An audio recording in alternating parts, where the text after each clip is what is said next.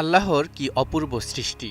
একটি প্রাণী মাটির ঘাস খায় আর তার শরীর থেকে বেরিয়ে আসে এমন এক তরল পদার্থ যা মানবজাতির জন্য এক স্বয়ংসম্পূর্ণ খাদ্য ও পানীয়। আল্লাহর রাসূল সাল্লাল্লাহু আলাইহি ওয়াসাল্লাম যেই খাবারটিকে পৃথিবীর মধ্যে শ্রেষ্ঠ খাবারের মর্যাদা দিয়েছেন। দর্শক, বলছিলাম দুধের কথা। এক এমন খাবার যা শিশু থেকে শুরু করে বৃদ্ধ পর্যন্ত সকলের জন্য সমান উপযোগী। একটা সময় মানুষ জানত না গৃহপালিত গবাদি পশুর দুধ আসলে কিভাবে তৈরি হয়। তারা ভাবত স্তনের আশপাশের সাদা চর্বি থেকেই বোধহয় সাদা দুধ তৈরি হয়। প্রাচীনকালে সমাজে এমন নানা ধারণা প্রচলিত ছিল, কিন্তু মহান আল্লাহ তাআলা আজ থেকে ১৫০০ বছর আগে এসব ভ্রান্ত ধারণার মূলোৎপাটন ঘটিয়ে দুধের মূল উৎস সম্পর্কে জানিয়ে দিয়েছেন। ইরশাদ হচ্ছে, ওয়া ইন্না লাকুম ফিল আনআমি লাইবরাহ নুসকিকুম মিম্মা ফি বুতুনিহি মিন বাইনি ফারসিন ওয়া দামিন লাবানান খালিসান সাইগাল লিশ-শারিবিন। আর নিশ্চয় গৃহপালিত চতুষ্পদ জন্তুর মাঝেও রয়েছে তোমাদের জন্য শিক্ষা। তোমাদেরকে পান করায় ওদের পেটের গোবর আর রক্তের মাঝ থেকে বিশুদ্ধ দুগ্ধ, যা পানকারীদের জন্য খুবই উপাদেয়। দর্শক দেখুন, আল্লাহ স্পষ্ট করে বলছেন দুধ আসে গোবর ও রক্তের মাঝখান থেকে, অথচ তা হয় উপাদেয় এবং পান করার জন্য উপযোগী। কোরআনের এই আয়াত নাজিলের পর মক্কার কাফির মুশরিকরা দুধের এই উৎস নিয়ে প্রশ্ন তুলতে শুরু করল। তারা বলতে লাগলো, গোবর ও রক্তের মাঝখান থেকে পরিষ্কার দুধ কি করে বের হতে পারে? তাদের প্রশ্নের জবাবে আল্লাহর রাসূল সাল্লাল্লাহু আলাইহি ওয়াসাল্লামের বিশিষ্ট সাহাবী, কোরআনের শ্রেষ্ঠ তাফসীরকারক হযরত আব্দুল্লাহ ইবনে আব্বাস রাদিয়াল্লাহু তাআলা আনহু এই আয়াতের ব্যাখ্যা করেছিলেন এভাবে: জন্তুর ভক্ষিত ঘাস তার পাকস্থলীতে একত্রিত হলে পাকস্থলী তা সেদ্ধ করে। পাকস্থলীর এই ক্রিয়ার ফলে খাদ্যের বিষ্ঠা নিচে বসে যায় এবং দুধ উপরে থেকে যায়। দুধের উপরে থাকে রক্ত।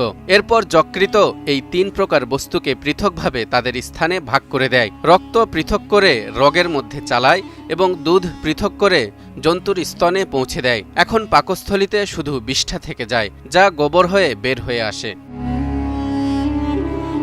দর্শক, একবার ভাবুন, ১৪০০ বছর আগে দুধের মূল উৎস সম্পর্কে যখন বিজ্ঞানের কোনো তথ্য বা তত্ত্ব কিছুই ছিল না, তখন মহাগ্রন্থ আল কুরআন কি সুন্দরভাবে দুধের পুষ্টি উপাদানের মৌলিক উৎসের সন্ধান জানিয়ে দিয়েছে, যা আজকের আধুনিক বিজ্ঞানও স্বীকার করে নিয়েছে। বিজ্ঞান বলছে, গরু, ছাগল, মহিষ বা উটের মতো গৃহপালিত প্রাণীরা যেসব খাবার খায় তা প্রথমে এক জটিল হজম প্রক্রিয়ার মাধ্যমে ভেঙে ফেলে। এরপর পাচনতন্ত্র থেকে প্রয়োজনীয় পুষ্টি পদার্থ যেমন অ্যামাইনো অ্যাসিড, ফ্যাটি অ্যাসিড, শর্করা, ভিটামিন ও খনিজ পদার্থ ইত্যাদি শোষিত হয় রক্তে।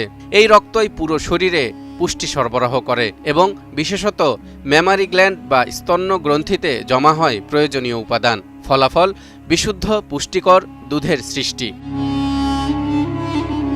সাম্প্রতিক গবেষণা থেকে জানা গেছে দুধের মধ্যে রয়েছে calcium, potassium, phosphorus, protein, vitamin A, vitamin D, vitamin B12, niacin ও রিবোফ্লাভিন। অ্যাসিডিটির সমস্যা, পিরিয়ডের সময় তীব্র যন্ত্রণা, কাজের স্ট্রেসে অস্থির অবস্থা, এসব সমস্যা থেকে মুক্তি দিতে পারে এক গ্লাস দুধ। দুধে থাকা ভিটামিন ও মিনারেল ফিটনেস বাড়ায় এবং মানসিক চাপ দূর করতে সহায়তা করে। এ কারণেই দুধকে বলা হয় সুপারফুড বা সর্বগুণসম্পন্ন খাবার। এই দুধ এমন এক বিস্ময়কর প্রাকৃতিক খাদ্য যা সরাসরি প্রাণীর রক্ত থেকে প্রাপ্ত পুষ্টি উপাদানের মাধ্যমে গঠিত হয়। তাই তো মহান আল্লাহ বলেছেন, ওয়া ইন্না লাকুম ফিল আনআমি লাইবরাহ নুসকিকুম মিম্মা ফি বুতুনিহা ওয়া লাকুম ফিহা মানাফিউ কাসীরাতুন ওয়া মিনহা তাকুলুন।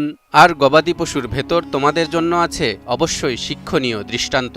তাদের পেটে যা আছে তা থেকে আমি তোমাদের পান করাই দুধ, আর তাতে তোমাদের জন্য আছে বহুবিধ উপকার এবং তোমরা তা থেকে গোশত খাও।